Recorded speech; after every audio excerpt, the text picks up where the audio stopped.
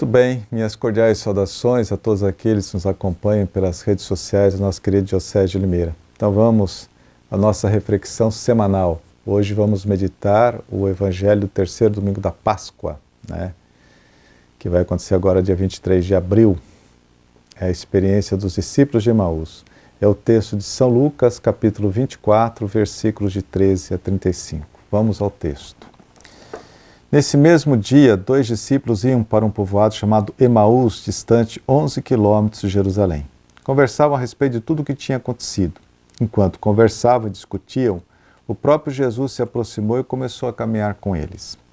Os discípulos, porém, estavam como que cegos e não o reconheceram. Então Jesus perguntou: "O que é que vocês andam conversando pelo caminho?"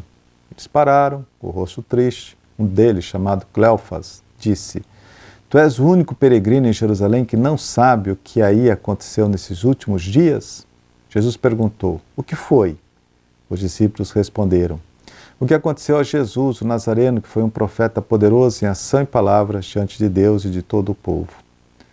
Nossos chefes, os sacerdotes e nossos chefes o entregaram para ser condenado à morte e o crucificaram. Nós esperávamos que fosse ele o libertador de Israel, mas, apesar de tudo isso, já faz 3 dias que tudo isso aconteceu. É verdade que algumas mulheres do nosso grupo nos deram um susto. Elas foram de madrugada ao túmulo e não encontraram o corpo de Jesus. Então voltaram dizendo que tinham visto anjos e esses afirmaram que Jesus está vivo. Alguns dos nossos foram ao túmulo e encontraram tudo como as mulheres tinham dito, mas ninguém viu Jesus." Então Jesus disse a eles: "Como vocês custam para entender e como demoram para acreditar em tudo que os profetas falaram.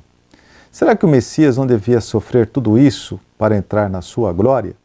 Então, começando por Moisés e continuando por todos os profetas, Jesus explicava para os discípulos todas as passagens da Escritura que falavam a respeito dele.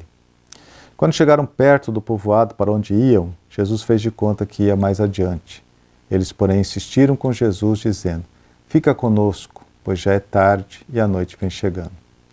Então Jesus entrou para ficar com eles. Sentou-se à mesa com os dois, tomou o pão e abençoou.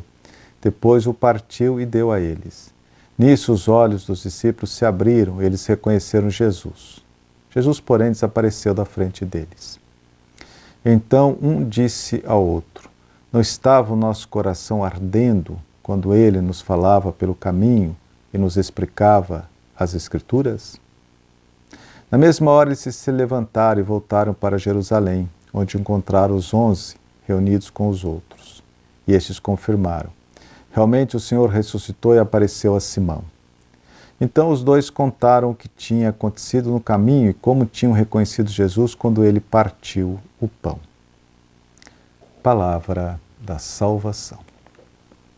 Glória a vós, Senhor. Muito bem.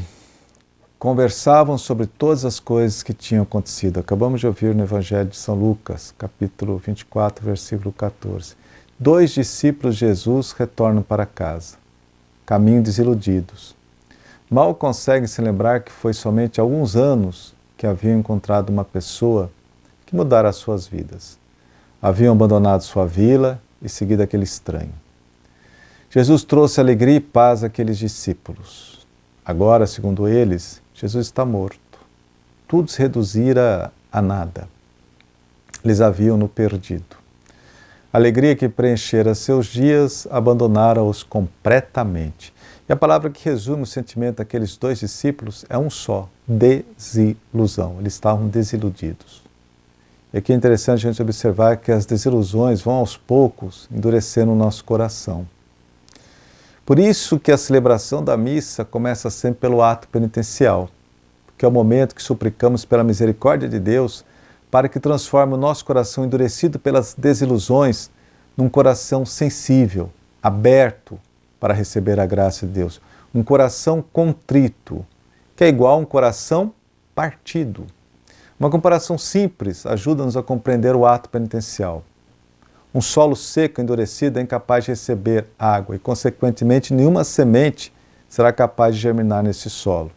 Somente o solo partido é capaz de receber água e fazer com que a semente cresça e dê frutos. É isso que significa começar a Eucaristia com um coração contrito, um coração partido, um coração aberto para receber a graça de Deus, da forma que a palavra caia nesse coração e produza frutos. Porque se o coração está endurecido, a palavra de Deus não consegue produzir frutos. Jesus disse a esses 2 discípulos: estarei convosco até o fim do mundo. Enquanto conversavam e discutiam, o próprio Jesus se aproximou e começou a caminhar com eles. Jesus não nos abandona.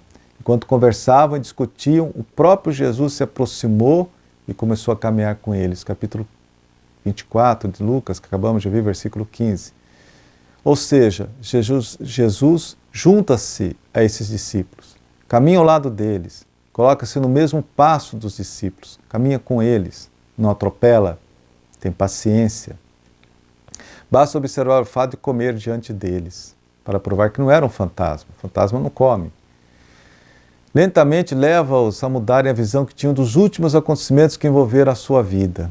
Esse mesmo Jesus caminha conosco, ao nosso lado, compartilhando nossas dores, sofrimentos, alegrias. Aos poucos a decepção se dissipa e a fé novamente se fortalece, porque Ele está sempre ao nosso lado. Mas em seguida, Jesus ilumina os acontecimentos que ocorreram em Jerusalém à luz da palavra de Deus. O mesmo acontece na celebração da missa. As leituras do Antigo e do Novo Testamento, a homilia que acompanha essas leituras tem a finalidade específica de tornar-nos capazes, sensíveis, fazer o nosso coração arder para discernir a presença de Cristo quando Ele caminha conosco, especialmente nos momentos de sofrimentos. A cada dia é uma leitura diferente. Existem palavras para nos acompanhar todos os dias, ou seja, Jesus nunca nos abandona. Depois que sentou-se à mesa com os discípulos, Jesus tomou o pão, pronunciou a bênção, a beracá, partiu o pão e deu a eles. Nesses momentos seus olhos se abriram e eles o reconheceram. Jesus, porém, desapareceu da vista deles, diz o texto de Lucas. Quando os discípulos comungam, Jesus se torna invisível. Precisamente quando a presença de Jesus se torna mais acentuada, ele torna-se um ser aparentemente ausente, invisível. Estamos diante de um dos aspectos mais sagrados da Eucaristia. A comunhão mais íntima com Jesus ocorre em sua aparente ausência, em sua invisibilidade.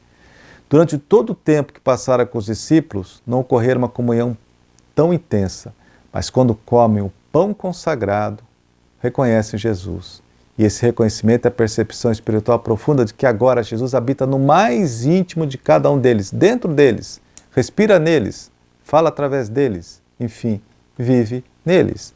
Oração pós-comunhão do 27º domingo do tempo comum diz assim: que possamos nos transformar naquele que acabamos de receber. É bem isso que experimentaram os discípulos de Emaús.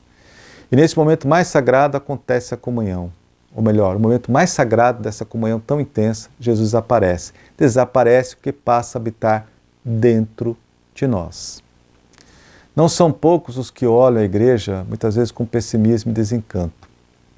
A tentação fácil é o abandono e a fuga. Alguns já o fizeram há muito tempo, inclusive de maneira ruidosa. Hoje afirmam que acreditam em Deus, mas não na igreja. Outros vão se distanciando aos poucos, na ponta dos pés, sem fazer barulho, sem quase que ninguém perceba, Infelizmente vai se apagando em seu coração a fé e a adesão de outros tempos. Aí é importante aprender a lição de Emaús.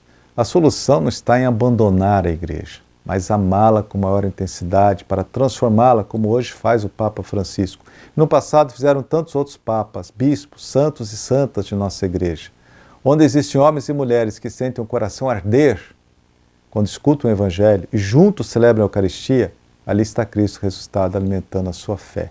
Ali está a Igreja de Jesus Cristo. A Eucaristia sempre termina com uma missão. Em latim, a missa termina com o seguinte envio: Ite missa est. Traduzindo literalmente significa: vá, esta é a sua missão. A comunhão não conclui a missa, não é o fim. A missão, sim, conclui a missa. A Eucaristia é sempre uma missão. Diz o texto de Lucas: naquela mesma hora os dois se levantaram e voltaram para Jerusalém. Não esperaram o dia seguinte, não, naquela mesma hora. Estavam entusiasmados. A frase final de Cristo, ao final do episódio dos discípulos de Emaús, é: vós sereis testemunhas de tudo isso. Lucas 24, 48. Testemunho de uma fé adulta, que contagia, que converte. de alguém que está cheio de Cristo e tem a missão de levar Cristo a outras pessoas. A força de um discípulo e de uma comunidade é proporcional à força de sua fé. Que sejamos homens, mulheres e comunidade de fé, para levarmos avante o Evangelho de Jesus Cristo, a experiência de Cristo ressuscitado ao mundo. A todos a minha bênção e um feliz domingo.